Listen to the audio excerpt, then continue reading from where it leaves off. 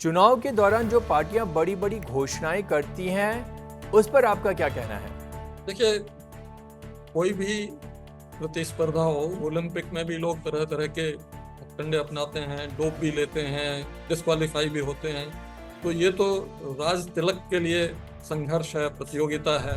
EVM बिल्कुल full proof है और उससे किसी भी तरह की हैकिंग पॉसिबल नहीं है। हर पोलिंग स्टेशन पर 1 घंटे पहले मॉक पोल होता है, जिसमें सारे पोलिंग एजेंट्स को कहा जाता है कि आप अपने कैंडिडेट के वोट डालिए इसमें, और उनके वोट डलवा के उनकी गिनती रजिस्टर में लिख के फिर इलेक्ट्रॉनिक काउंट से मिला के उनसे पूछा जाता है कि भाई आप संतुष्ट हो, ठीक काम कर रही है।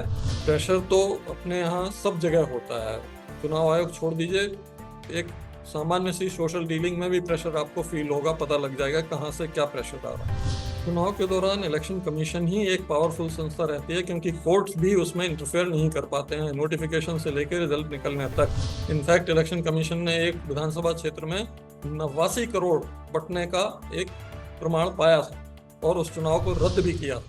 कितना ताकतवर होता है चुनाव आयोग? चुनाव से पहले क्या क्या करनी होती हैं तैयारियां?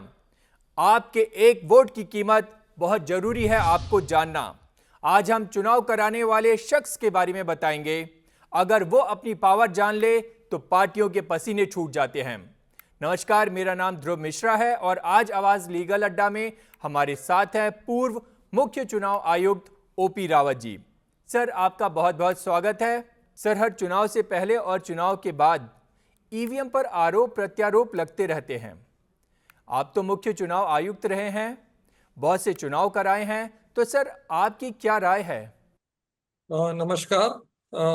इलेक्ट्रॉनिक वोटिंग मशीन पर आरोप का सिलसिला जो है वो बहुत पुराना है। वर्ष 2000 से ईवीएम सारे चुनाव में उपयोग की जा रही है। पहला आरोप लगा था 2009 चुनाव के बाद, और उस समय वर्तमान रूलिंग पार्टी के मिस्टर जीवीएल नरसिम्हा राव ने एक किताब भी लिखी थी और उसमें तरह तरह के बताए थे तरीके, किस तरह से हैक हो सकती है, क्या हो सकता है। उस समय भी इलेक्शन कमीशन ने उनको चुनौती दी थी कि आप आ जाइए, करके दिखाइए जो आप कह रहे हैं। तो आए भी थे लेकिन वो कुछ नहीं कर पाए। उसके बाद जब 2017 में आम आदमी पार्टी दिल्ली में तो 70 में 67 सीट जीत गई, लेकिन पंजाब में बुरी तरह हार गई, तो उसने भी ईवीएम पर उंगली उठाई और बहुत बड़ा अभियान चलाया। तो इलेक्शन कमीशन ने फिर चुनौती की है कि 3 दिन तक आप किसी भी जगह से, पंजाब के, उत्तराखंड से, यूपी से, जहां पर भी आपको लगता है कि ईवीएम हैक करी गई है, वहां स्ट्रांग रूम जाके जो भी आप बताएंगे कि इस पोलिंग स्टेशन की ईवीएम ले आइए, तो वो लाई जाएगी आपकी उपस्थिति में और इलेक्शन कमीशन के हॉल में रख के आपके एक्सपर्ट्स उसको एक वोट इधर का उधर करके दिखा देंगे। तो इलेक्शन कमीशन आपकी शिकायत को मान जाएगी और जो भी एक्शन अप्रोप्रिएट होगी वो करेगी। लेकिन उस बार तो कोई आया ही नहीं।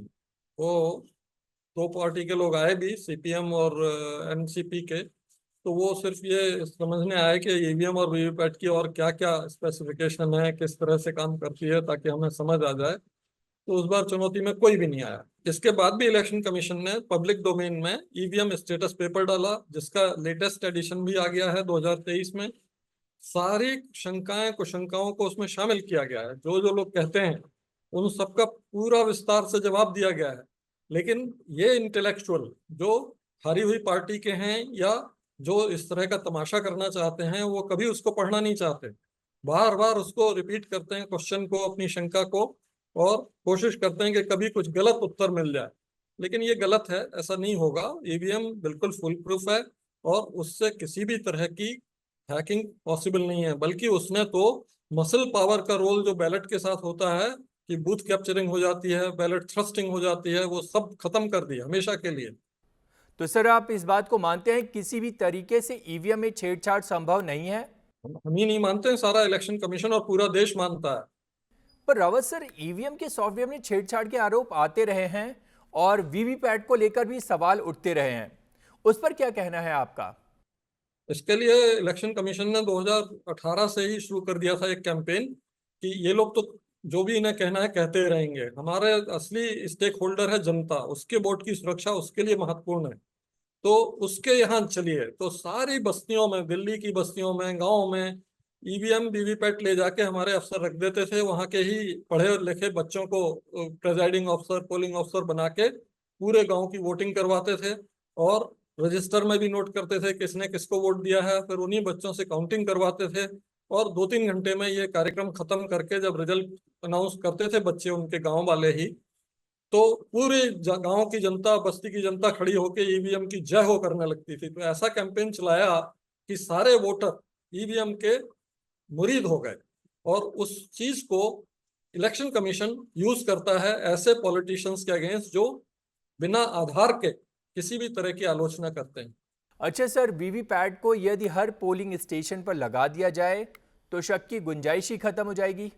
100% लगी हुई है वीवीपैट, हर पोलिंग स्टेशन पर वीवीपैट लगी रहती है। अच्छा सर, ईवीएम इतना भरोसेमंद है तो विपक्षी पार्टियां बैलेट पेपर पर चुनाव कराने पर क्यों जोर दे रही हैं? हमने पास्ट में बैलेट पेपर का हश्र देखा है और हाल ही में चंडीगढ़ मेयर इलेक्शन का वीडियो तो आपने देखा ही होगा। आपकी इस पर क्या राय है? ये तो पॉलिटिकल पार्टी से ही पूछना चाहिए कि उन्हें बैलेट पेपर में क्या अच्छा दिखता है, जबकि सारी बुराइयां थी। हमारे वोटर की भी बदनामी होती थी कि इंडिया में वोटिंग में 7% वोट इनवैलिड हुए क्योंकि वोटर ने गलत तरह से निशान लगा दिया, उसकी भी बदनामी होती थी। बूथ कैप्चरिंग होती थी, बैलेट थ्रस्टिंग होती थी, बैलेट बॉक्स छोड़ा के भाग जाते थे लोग, तरह तरह की गड़बड़ियां होती थी। उन सबसे निजात हमें ईवीएम ने दिला दिया है। अब बूथ कैप्चरिंग आपने कभी नहीं सुना होगा, ये सब चीजें होती नहीं, एक भी वोट इनवैलिड नहीं होता है आज। तो ये सब सुधार होने के पूरा श्रेय ईवीएम को जाता है और ईवीएम बिल्कुल फुल प्रूफ सिस्टम है। इसके लिए मुझे लगता है हमारी जो इंजीनियरिंग फ्रेटर्निटी है, जो हमारी बीईएल और ईसीआईएल हैं, वो धन्यवाद के पात्र हैं कि उन्होंने इतना अच्छा इक्विपमेंट तैयार किया। अच्छा सर, कई बार खबर आती है कि फला जगह वोटिंग स्टार्ट होते ही ईवीएम खराब हो गई, तो क्या कोई सर मॉक टेस्ट भी होता है इन मशीन्स का? हर पोलिंग स्टेशन पर 1 घंटे पहले मॉक पोल होता है, जिसमें सारे पोलिंग एजेंट्स को कहा जाता है कि आप अपने कैंडिडेट के वोट डालिए इसमें, और उनके वोट डलवा के उनकी गिनती रजिस्टर में लिख के फिर इलेक्ट्रॉनिक काउंट से मिला के उनसे पूछा जाता है कि भाई आप संतुष्ट हो, ठीक काम कर रही है। जब वो संतुष्ट हो जाते हैं, जब वो दस्तखत करके दे देते हैं कि ईवीएम और वीवीपैट से हम पूरी तरह संतुष्ट हैं, तब फिर उस ईवीएम वीवीपैट को दोबारा तैयार किया जाता है एक्चुअल पोलिंग के लिए।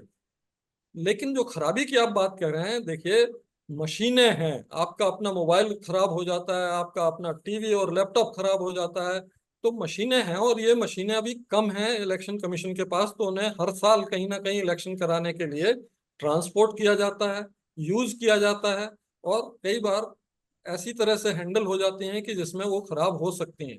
तो 1-1.5% अक्सर खराब होती हैं, 1 से 1.5% के अंदर अक्सर खराब होती हैं और उनको रिप्लेस कर दिया जाता है, क्योंकि रिप्लेसमेंट के लिए पर्याप्त रिजर्व रखा जाता है। सर, चुनाव आयोग चुनाव से पहले क्या क्या तैयारियां करता है और इतने बड़े चुनाव कराने के लिए स्टाफ कैसे मैनेज करता है?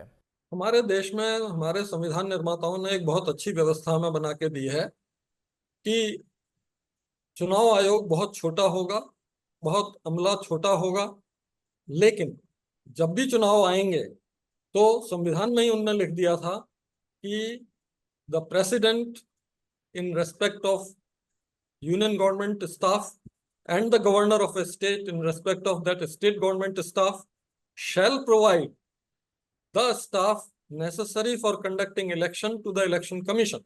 तो shall वर्ड का उपयोग जो है वो इंडिकेट करता है कि उनको कोई चॉइस नहीं होगी, इलेक्शन कमीशन ने जो बता दिया कि ये आवश्यक है उन सबको उन्हें देना पड़ेगा।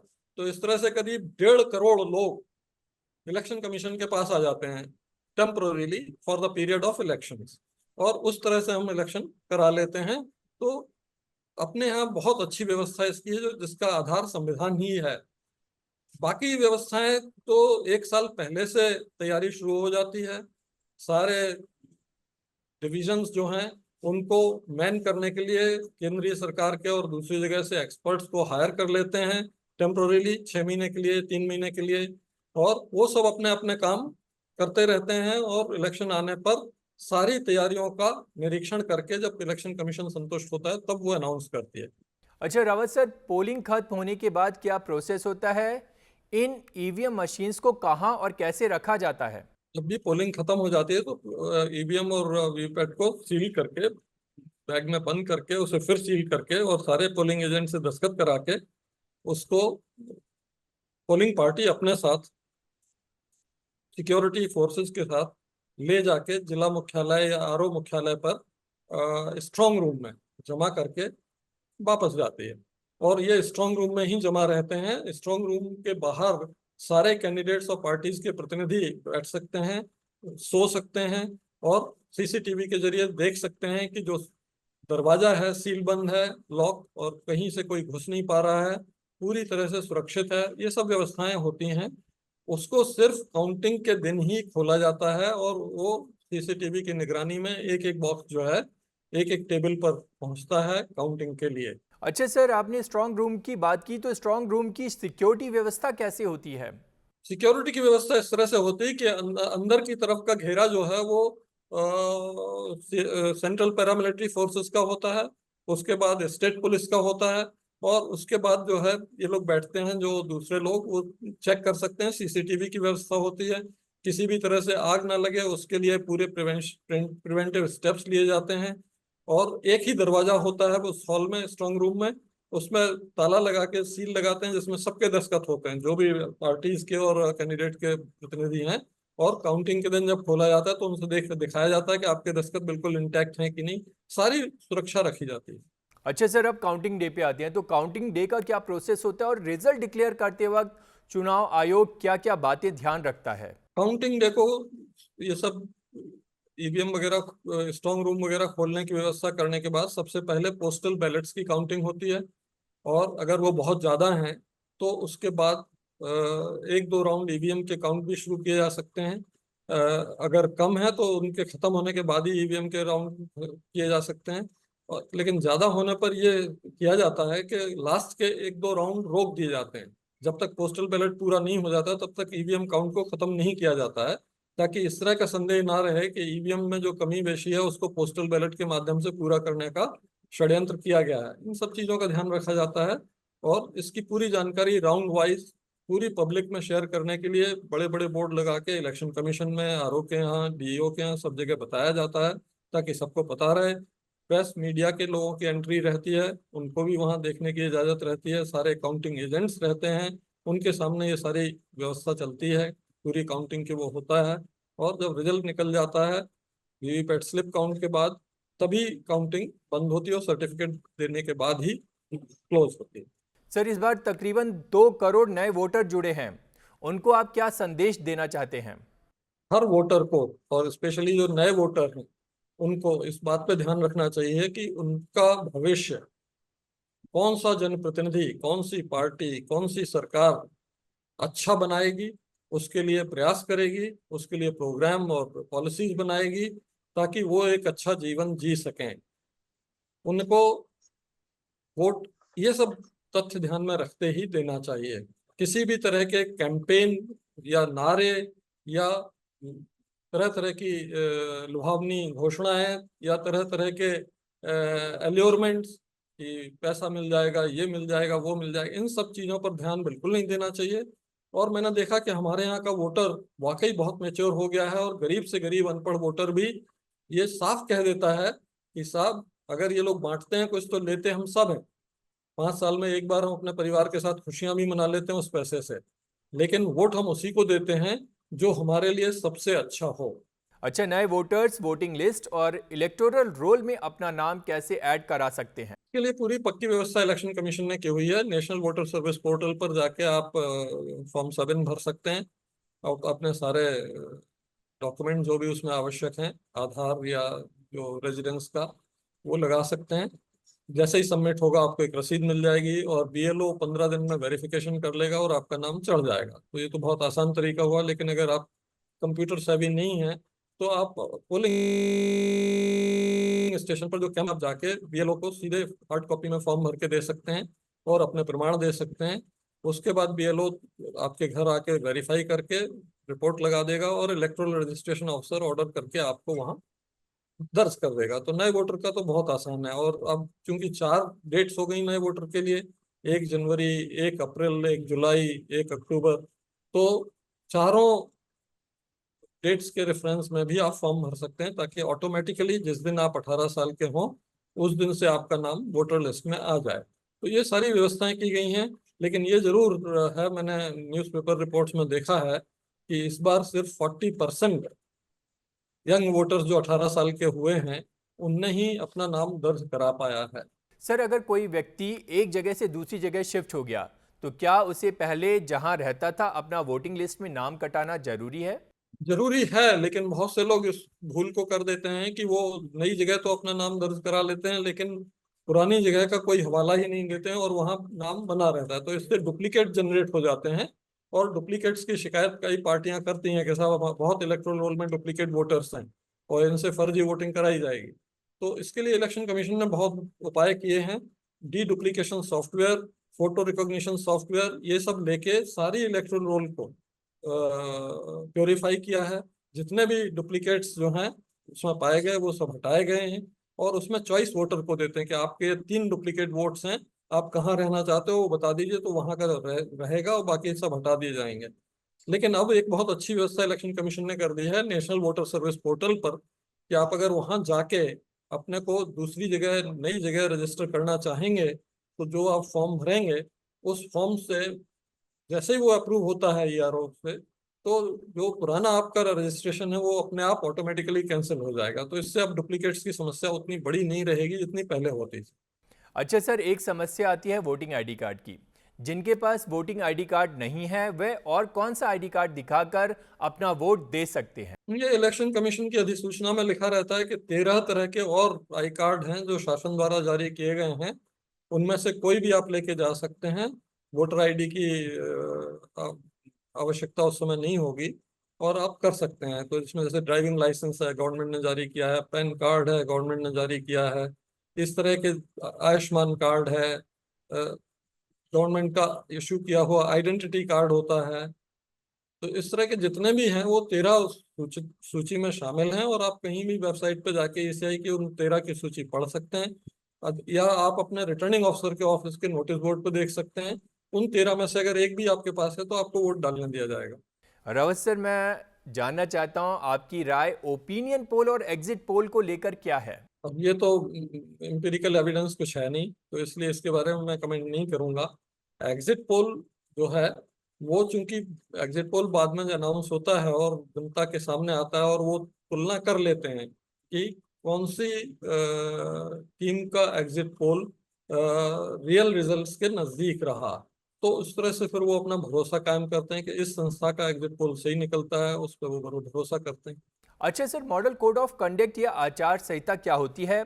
सरकार, आम जनता और राजनीतिक पार्टियों से आचार संहिता से जुड़े क्या नियम और कानून हैं?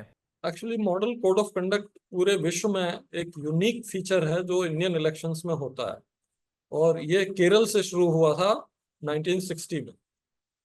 वहां पे लोगों ने देखा कि कैंपेन जो है वो डर्टी होता जा रहा है, तो उन सब ने मिलके एक स्वयं बनाया कि साहब ये चीज हमको नहीं करनी चाहिए कैंपेन में, और उसको लागू करने के लिए स्वेच्छा से उन्होंने सहमति दी।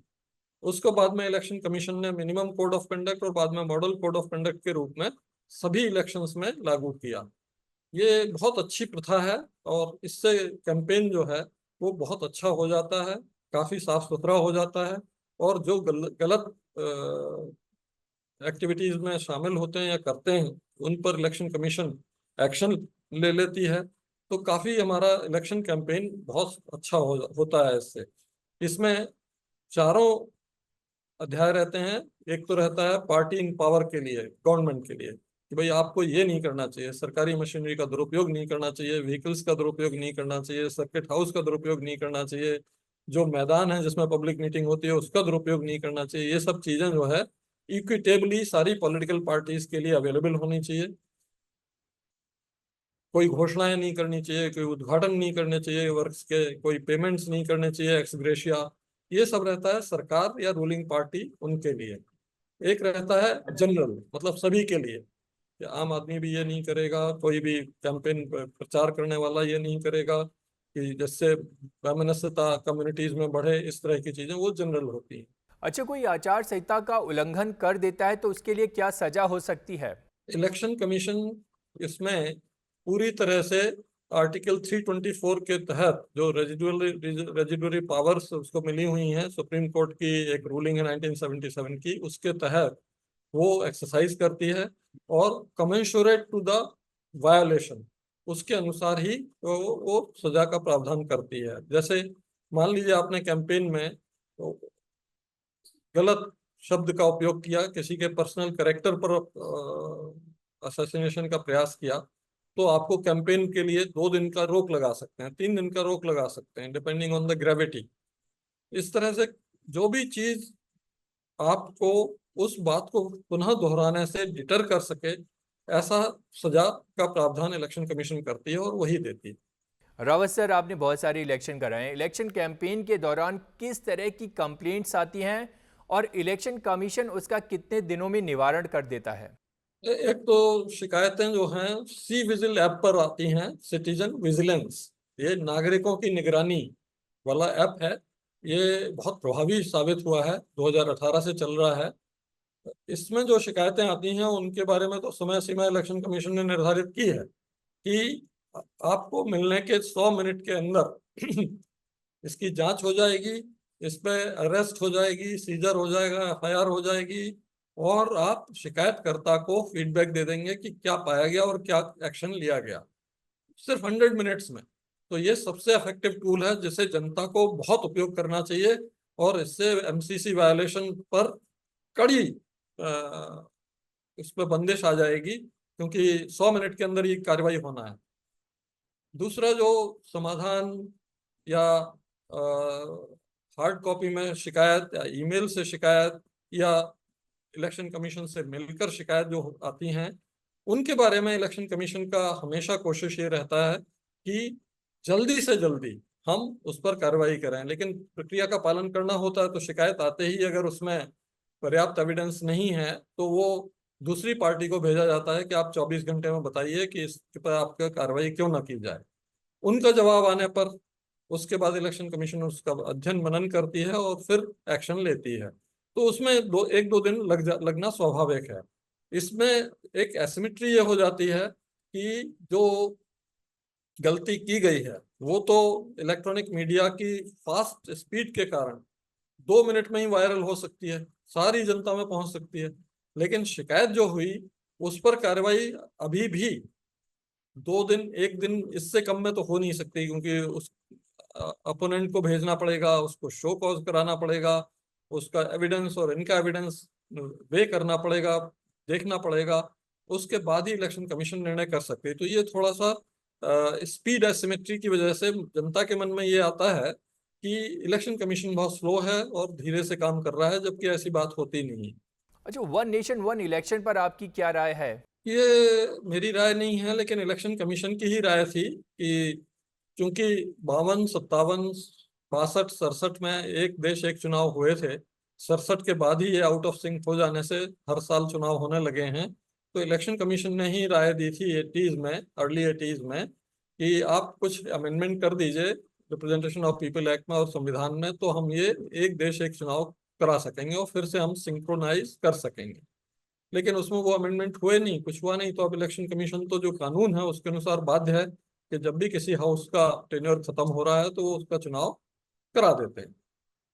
इसलिए ऐसा चलता जा रहा है। अब बीच में गवर्नमेंट ऑफ इंडिया ने इलेक्शन कमीशन से पूछा कि एक देश एक चुनाव फीजिबल है कि नहीं, तो 2015 में ही इलेक्शन कमीशन ने लिख के भेजा था ये बिल्कुल फीजिबल है, किया जा सकता है, सिर्फ ये अमेंडमेंट्स और लॉजिस्टिक्स के लिए जो इंतजाम है वो करने होंगे। उसके बाद फिर एक अभी रामनाथ कोविंद जी की अध्यक्षता में कमेटी बनाई गई हाई लेवल, उसने भी अपनी रिपोर्ट सबमिट कर दी है। विधि आयोग ने भी, नीति आयोग ने भी इस पर पेपर बनाए हैं। कवायद इसमें बहुत हो चुकी है, अब निर्णय कब होगा इसको देखना है।